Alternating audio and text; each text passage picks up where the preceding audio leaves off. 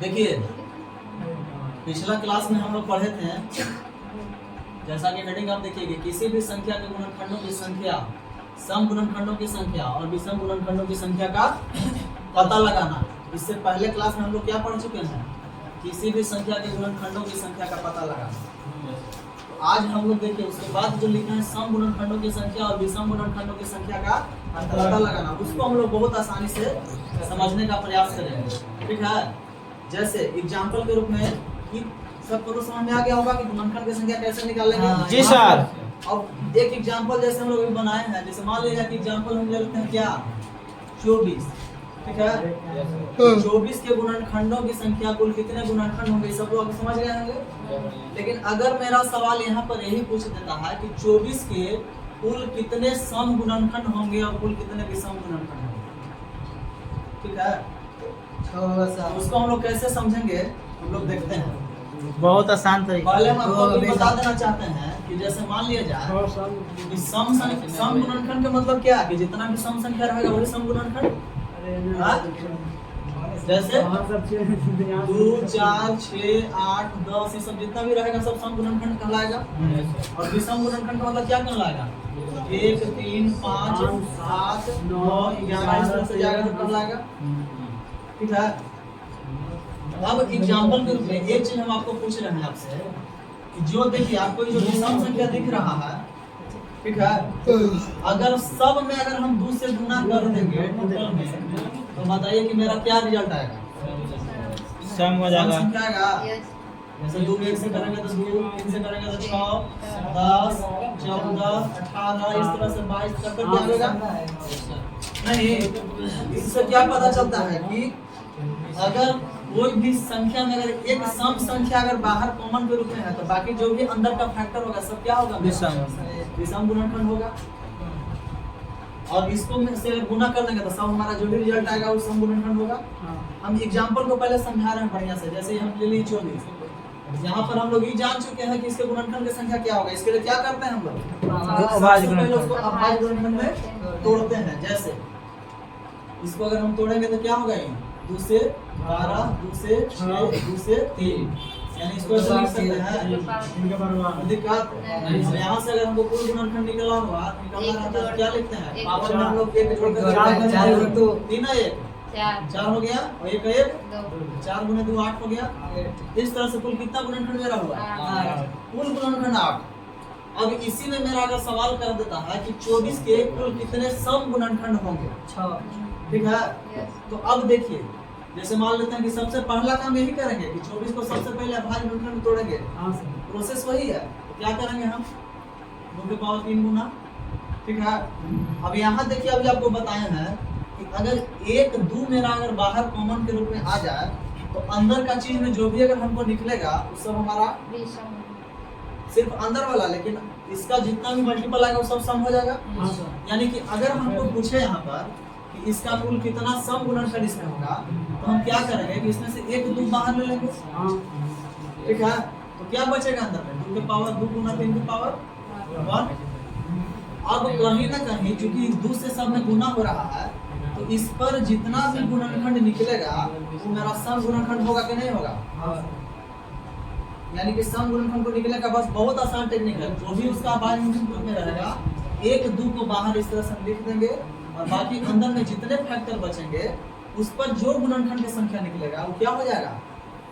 सम गुणनखंड हो जाएगा।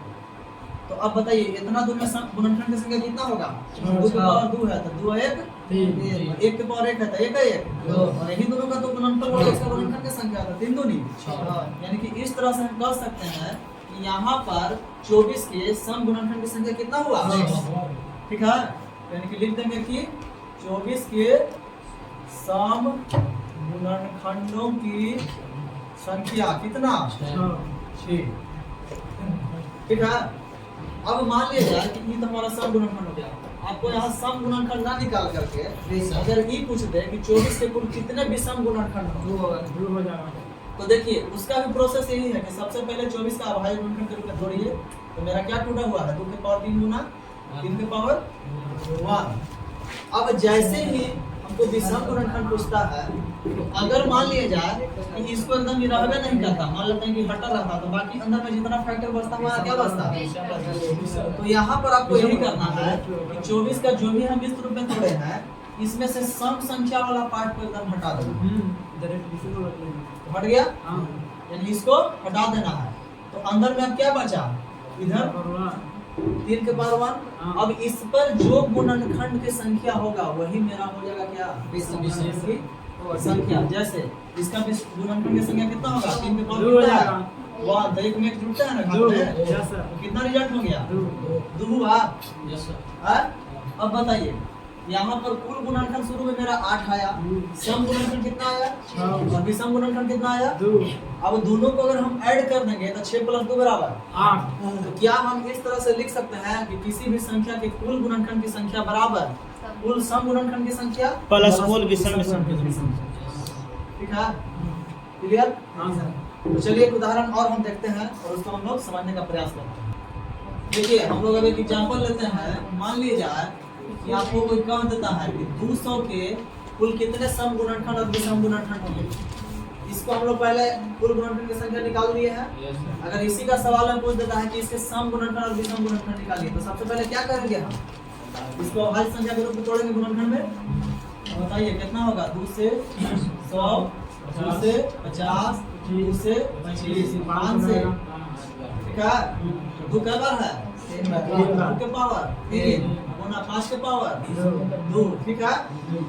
अब बताइए सम गुणनखंड निकालने के लिए आपको क्या बोले हैं, इसमें से एक 2 बाहर खाली करना है, तो यहाँ पर क्या ऐसे करेंगे, 2 अगर बाहर है वो करेंगे तो अंदर में क्या बचेगा 2 गुना 3 5 के पावर। अब इसी पर जो हमारा गुणनखंड की संख्या होगा वही मेरा क्या हो जाएगा, सम गुणनखंड होगा ना।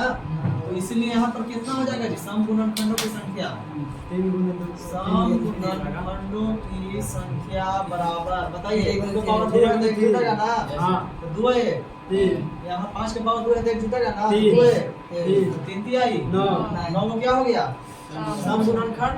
अब यहाँ पर अगर मान लें कि विषम गुणनखंड पूछता है, विषम गुणनखंड की संख्या निकालिए, तो उसके लिए क्या प्रोसेस करना होगा, देखो यहाँ जो 2 के पावर 2 है 5 के पावर 2 है, इसको तो पूरा हटा ही देना है, सम वाला एकदम हटाइए देना है, हटा देना है एकदम,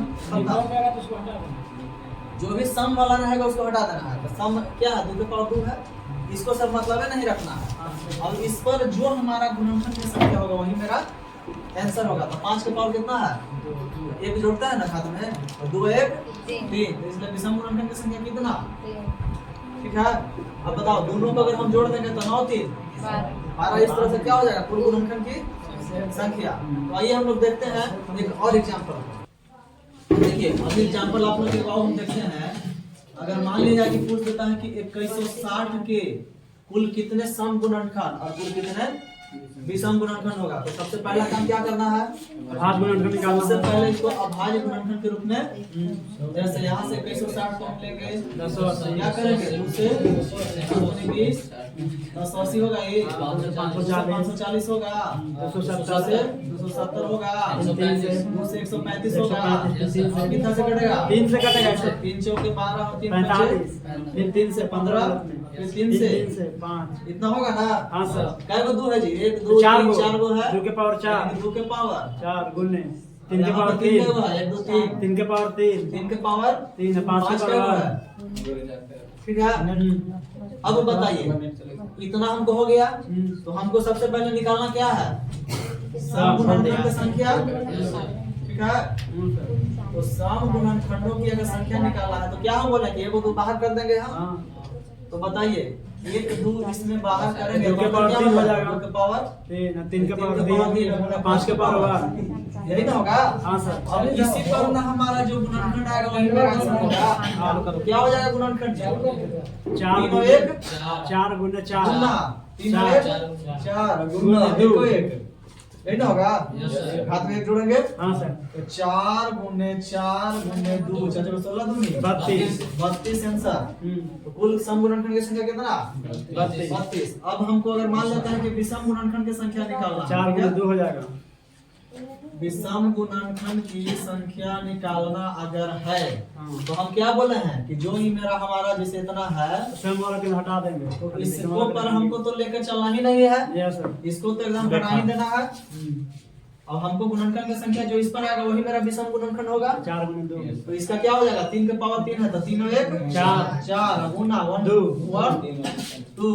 तो इस तरह से 4 गुना 2 बराबर 8 यानी कुल विषम गुणनखंड की संख्या 8 तो दोनों को जोड़ देंगे तो क्या हो जाएगा, कुल गुणनखंड की संख्या हो जाएगा 32 यानी कि कुल गुणनखंड इससे देखा जाए तो 32 प्लस 8 बराबर 40। हाँ सर। ठीक है, अगर पूछ दे कि कुल गुणनखंड इसका कितना तो कितना होगा 40 हो जाएगा। 32 प्लस 8 होगा कि नहीं होगा। यानी इस तरह से एक सूत्र के रूप में भी याद रखेगा क्या कि कुल गुणनखंड बराबर किसी भी संख्या का कुल गुणनखंड की संख्या बराबर क्या हो जाएगा, सम गुणनखंड की संख्या प्लस जो विषम गुणनखंडों की संख्या। ठीक है। हाँ सर। कोई दिक्कत नहीं सर। हाँ ठीक है। कुल गुणनखंड की संख्या बराबर सम गुणनखंडों की संख्या प्लस विषम गुणनखंडों की संख्या। अब बताइए कभी कभी मान लिया जाए कि कोई प्रश्न है, यहाँ कई चीज हो गया, 1 2 3 चीज हो गया, ध्यान से समझो सबको। 1 2 3 कर्व है ना। अगर मान लेते हैं कि कोई कह दिया कि किसी भी क्वेश्चन का दे दिया कि किसी भी क्वेश्चन में कुल गुणनखंड की संख्या दे दिया और सम गुणनखंड की संख्या दे दिया, पूछेगा कि डायरेक्ट बताइए विषम गुणनखंड की संख्या बराबर क्या। कुल गुणनखंड की संख्या माइनस विषम गुणनखंड होगा। ठीक ना। या अगर कोई प्रश्न में कुल गुणनखंड की संख्या दे दिया और विषम गुणनखंड की संख्या दे दिया और पूछेगा कि सम गुणनखंड की संख्या बराबर क्या, तो फिर दोनों का अंतर हो जाएगा क्योंकि इधर माइनस में आएगा। उस तरह से उतना करने की कोई आवश्यकता ही नहीं पड़ेगा। और अगर सम गुणनखंड दे दिया विषम गुणनखंड दे दिया, पूछेगा कि कुल गुणनखंड कितना था, दोनों को जोड़ देंगे। हाँ सर। क्लियर हो गया। हाँ चलिए आइए हम एक और एग्जांपल से देखने का प्रयास करते हैं।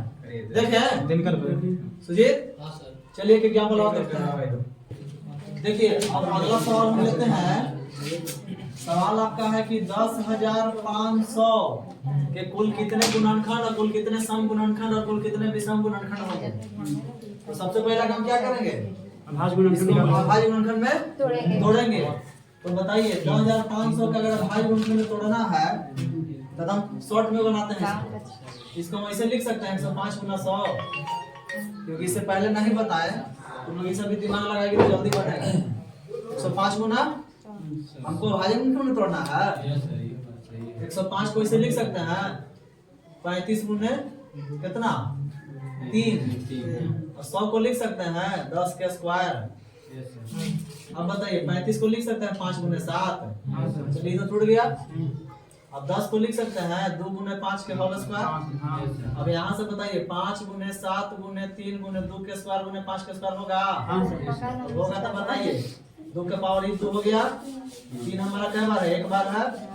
5 कई बार हो जाएगा, 3 बार, 2 बार यहाँ तो 3 बार। तो बताओ इसे में कम समय लगेगा ना, थोड़ा सा कम लगेगा।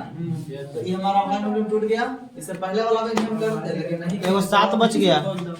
एगो बच गया, कौन चीज 7 लास्ट में आने दी वहां से जाती है। इससे ज्यादा अभाज्य में टूट गया ना सबको। अब बताइए यहाँ अगर हमको पूछता कि कुल गुणनखंड की संख्या कुल गुणनखंड की संख्या अगर हमको पूछेगा तो क्या हो जाएगा जी, सबके घात में एक जोड़ के गुना कर देंगे। जी सर। 2 के पावर 2 है तो क्या हो जाएगा 2 प्लस 1 गुना 3 के पावर 1 है तो क्या हो जाएगा 1 प्लस 1 और गुना 5 के पावर 3 है तो क्या हो जाएगा 3 प्लस और 7 के पावर 1 है तो 1 प्लस होगा। अब बताइए 2 है कि 3, 1 है कि 2, 3 है कि 4, 1 है 1, 4 गुना 8 16 16 किया 48। अगर कुल गुणनखंड की संख्या पूछेगा तो कितना आंसर होगा 48। अगर इसी में पूछता कि ना हमको सम गुणनखंड बताइए कि सम गुणनखंडों की संख्या, ठीक है, तो हम क्या करेंगे, मेरा तो अति में टूटा हुआ क्या इस तरह से है कि 2 के पावर 2 गुना 3 के पावर 1 गुना 5 के पावर 3 गुना 7 के पावर 1, यही है ना। तो हम बोलेंगे ये 2 बाहर होगा तो चलिए अगर इसको हम बाहर करेंगे तो अंदर में क्या बचेगा? 2 के पावर 1 3 के पावर 1 गुने 5 के पावर 3 गुने 7 के पावर 1। अब इसी पर जो हमारा निकलेगा गुणनखंडों की संख्या वही मेरा सम गुणनखंड की संख्या होगा। तो कितना हो जाएगा?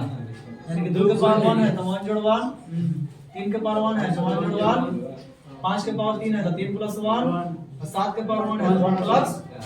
इस तरह से बताइए 2 गुने 2 गुने 4 गुने 2, 4 गुने 8 गुने 16 दूनी 32। अब देखिए अगर हम चाहेंगे तो डायरेक्ट इसको में से इसको घटा के निकाल देंगे, ठीक ना?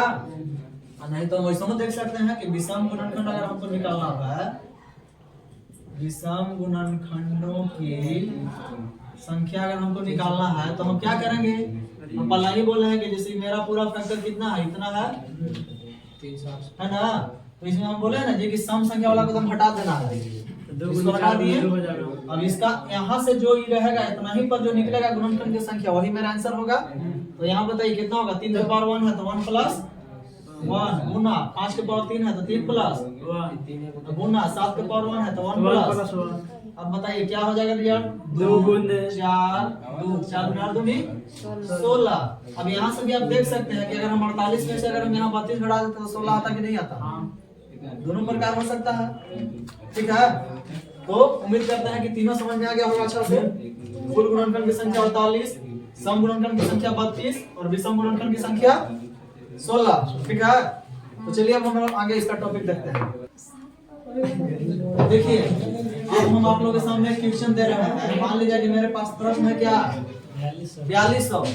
अगर इसका पूछता है कि 4200 के कुल कितने गुणनखंड होंगे और कुल कितने सम गुणनखंड होंगे और कुल कितने विषम गुणनखंड होंगे, तो इसको हम लोग कैसे बनाएंगे? सबसे पहले 4200 को हमको अभाज्य गुणनखंड में तोड़ना है। 4200 को ऐसे लिख सकते हैं जी 42 गुने 100, और 42 को ऐसे लिख सकते हैं 7 गुने 6, 100 को ऐसे लिख सकते हैं 10 गुना 10। अब बताइए 7 गुने 6 को लिख सकते हैं 2 गुना 3, 10 को 2 गुने 5, फिर 10 को 2 गुने 5। अब बताइए फाइनल कै गो 2 हुआ? 1 2 1 3, 2 के पावर 3 हमारा कै गो? 3 के पावर 5 कै गो? 1 1 2 और 7 कै गो? तो दिक्कत आज में टूट गया। ऐसे करके तोड़ने से बढ़िया होगा कि जल्दी से हो गया। अब यहाँ से अगर हमको पूछता है कि कुल कितने गुणनखंड होंगे, कुल गुणनखंडों की संख्या क्या करना है? जितना भी घात है इसको 1 जोड़ देना, उसमें 1 जोड़ के गुना करेंगे सबको। 2 के पावर कितना है? 4 हो जाएगा। 3 है तो 3 प्लस 1 होगा ये गुना 3 के पावर कितना है? बोलो 3 के पावर कितना है? 1 तो 1 में जुटेगा। चलिए अब 5 के पावर कितना है?